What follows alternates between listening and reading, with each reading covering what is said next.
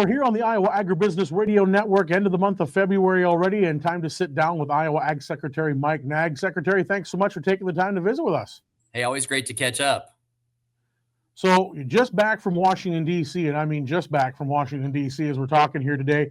Yesterday, we got some great announcements. Let's just start there with HPAI. I mean, you're out there. Secretary Rollins makes an announcement about some support the USDA is going to do for HPAI, and of course, it couldn't come at a better time. The geese are flying north already, Mike. Yeah, absolutely. And, I was out for my national meeting, National Association of State Departments of Agriculture this past week. And Secretary Rollins actually chose NASDA as the location to make that announcement about HPAI. And look, we've just come through 3 years now, starting our 4th year of HPAI activity in the country. And what we've been kind of saying is, look, if ever there was a time to try something different, to go to the next level, it's now. And so what I appreciate is a very thoughtful strategy. I know that the secretary engaged with many stakeholders and states and tried to consult with the best experts and, really is a thoughtful approach. Significant investment in biosecurity, in assistance to biosecurity, and also starting to lay out a vaccine strategy, which is critically important. So I appreciate the focus that USDA is bringing to this now. And of course, with those resources available, obviously we know that IDALS has been at the forefront here in the state, and other state departments of agriculture have been handling it in their states. Is this going to be more of a mandate when we talk about how it's handled, or is this more of just making sure all the resources that USDA has available are available to the states when they need them? It's the latter, and really, I think it's as much as anything, it's a focus on the producers. The partnership between states and USDA had never been closer, as far as I'm concerned, in the state of Iowa in particular. We got a great relationship, and we work hand in glove with the APHIS team in the state, and so there's really not a change there.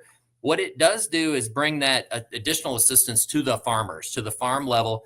Again, we know that biosecurity is critically important, and frankly, after 3 years, there are still biosecurity gaps. We've made improvements, but there's more that can be done. And so I think this is a recognition of that, more, audits and more support for, and actually the other is more indemnity payments that are more reflective of the market value of the birds that are being lost. And that's been a tough one for our producers the last couple of years. Those rates got way too low.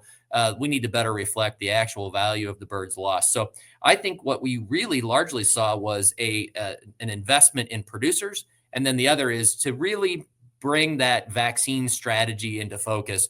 The USDA had been reluctant to do that in the past. Again, 3 years into this, starting our 4th year, many countries around the world also dealing with HPAI. Now's the time to have that conversation. Not easy, not a silver bullet, have to go negotiate with trading partners. If you're in the broiler production world, you're not as excited about vaccine development at all. If you're in the layer side of this, where birds are, producing for 2 years, you want this strategy. So there's a way to do this. Let's recognize the difference between the sectors.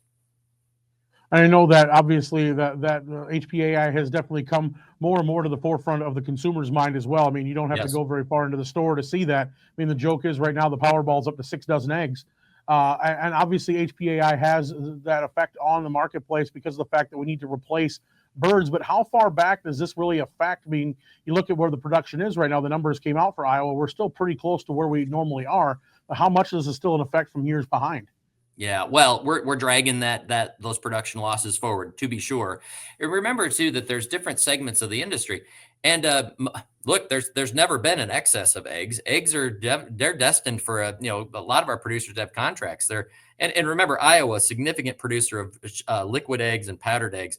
Our eggs are going into baking and into processing into food service and those types of things. So you do have this interesting dynamic where an area maybe like Ohio that's got a little more table egg production, shell egg production, might be disproportionately affecting the marketplace because of the supply chain, right? We remember that from COVID era where you don't just decide one day that you're taking eggs that were destined for a breaker and now we're going to put them in cartons and sell them in a retail location. It doesn't work that way. Those eggs were destined for something, again, the bread, the buns, the crackers, cookies, those types of things that we're all eating. And so we just need to respect that fact. And we had a number here that over the last couple of months, the state of Iowa, we're down about 15% of our egg layer numbers, the hens. But that means that 85% are still productive. So there's still significant production out there. It's just that it's unfortunately hitting some other places like Ohio and across the country very, very hard right now. So we're dragging those production losses from the past forward. And unfortunately, it's going to be a while here. We got to come through this and start to see these numbers drop. Vaccines, an example of how that'll help us in the out years, but it's not something that immediately solves the issue. Biosecurity is going to have to be where we take our stand.